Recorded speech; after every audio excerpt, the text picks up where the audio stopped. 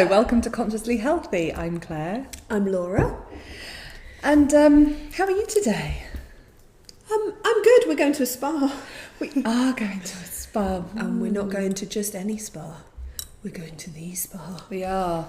Because we live on the south coast of England and there's a spa not far from here, which is actually kind of consistently rated in the top 10 in the world. And we get so excited about it. We actually save up each month, don't we? Put money in a jar. Yes, so that we do. can go. So we're very excited. Oh, they do organic treatments and the food's really good and a really good buffet. So excited. But yeah, so I'm glad you're good. I'm all right, apart from I feel a bit like the dormouse in Alice in Wonderland. So if I start talking, I just fall asleep because I inadvertently took an overdose of a supplement called melatonin last night.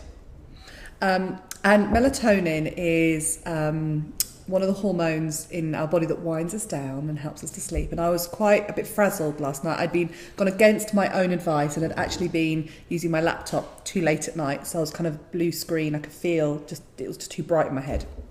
I had to take a little melatonin. So what I noticed was I was lying there trying to go to sleep. I was very aware of noises around me, so my body wasn't kind of winding down. I got up. Sort of adjusted myself, got back into bed and went, I'll take a melatonin. And then it was as I swallowed the second melatonin, I went, I've already done that.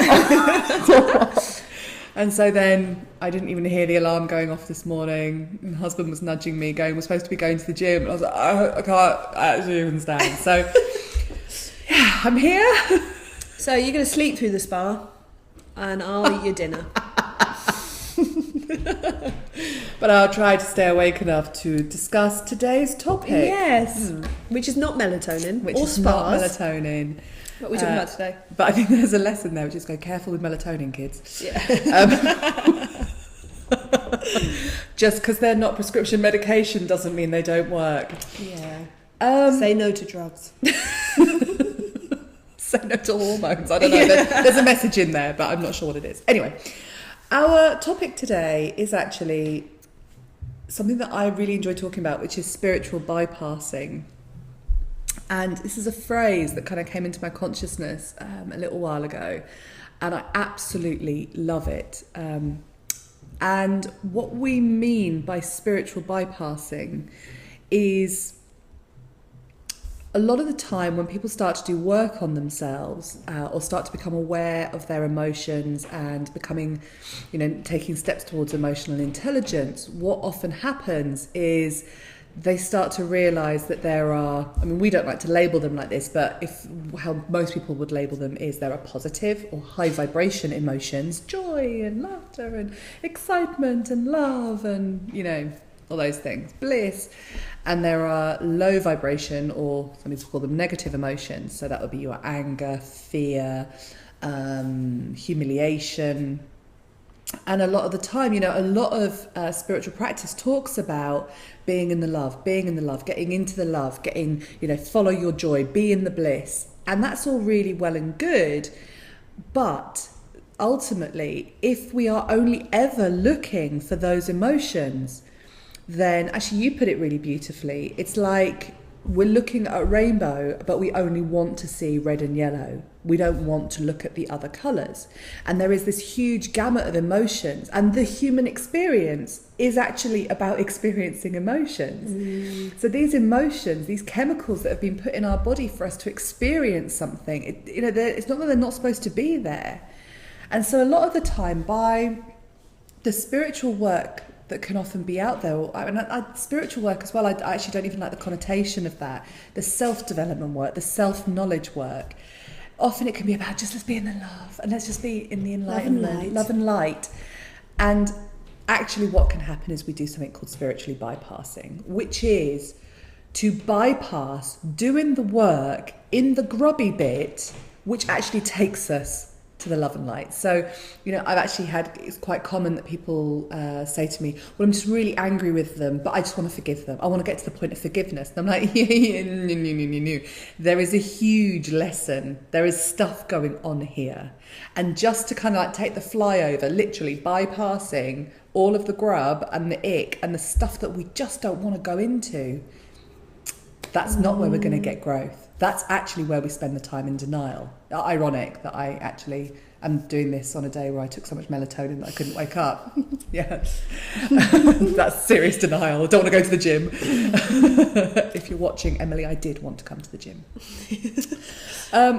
So it's kind of a bit of a bugbear, and I was having a conversation about this with a dear friend of mine, Errol Campbell, who you can check out on Facebook, errolcampbell.com. He's a fantastic practitioner, and really the work that we do really kind of fits in the work that he does.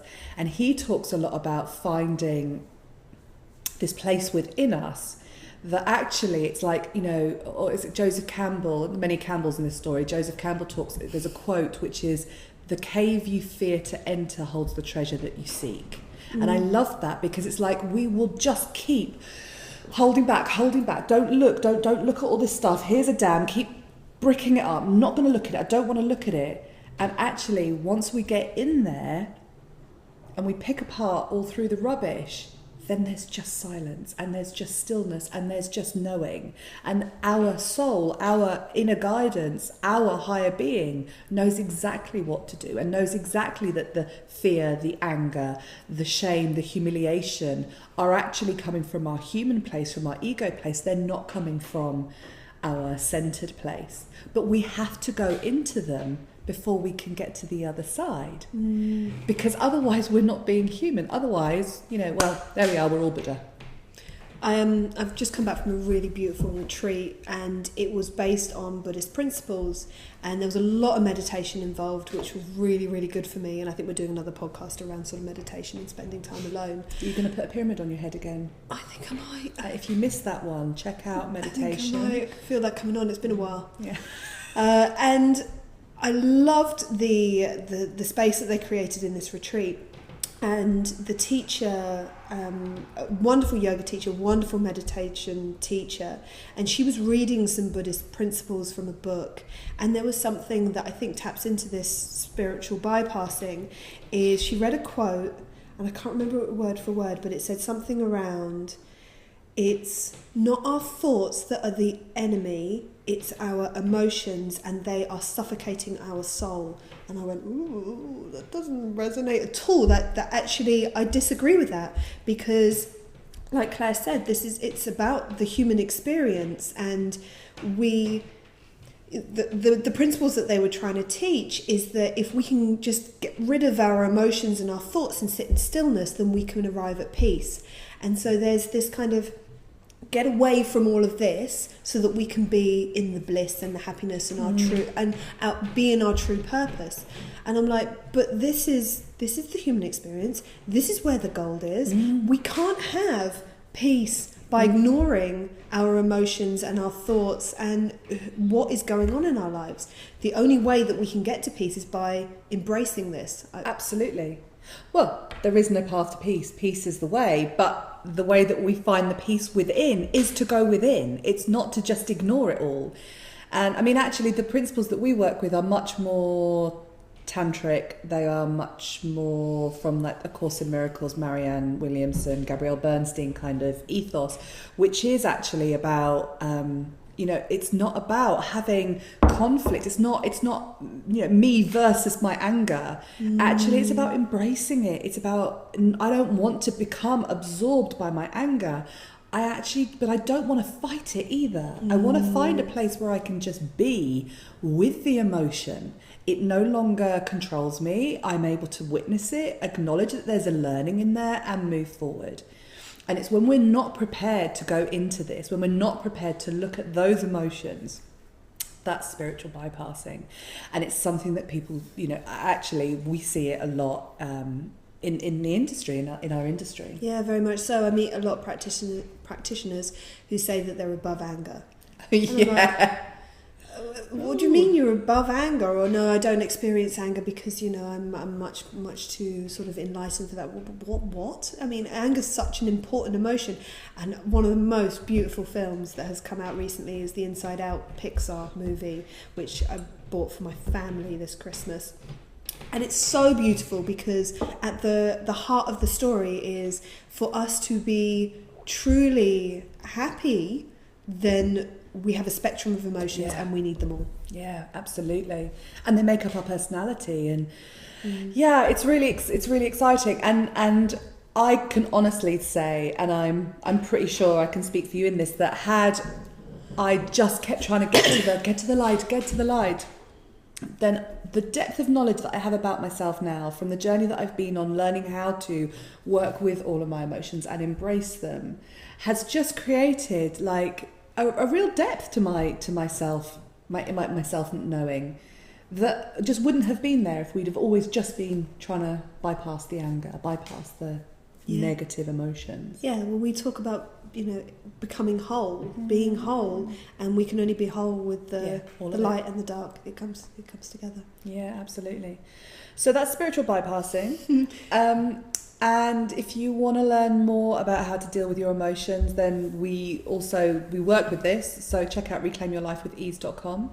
And if you want to hear more about what we're talking about, then subscribe, and we'll see you next time. Bye. Bye-bye.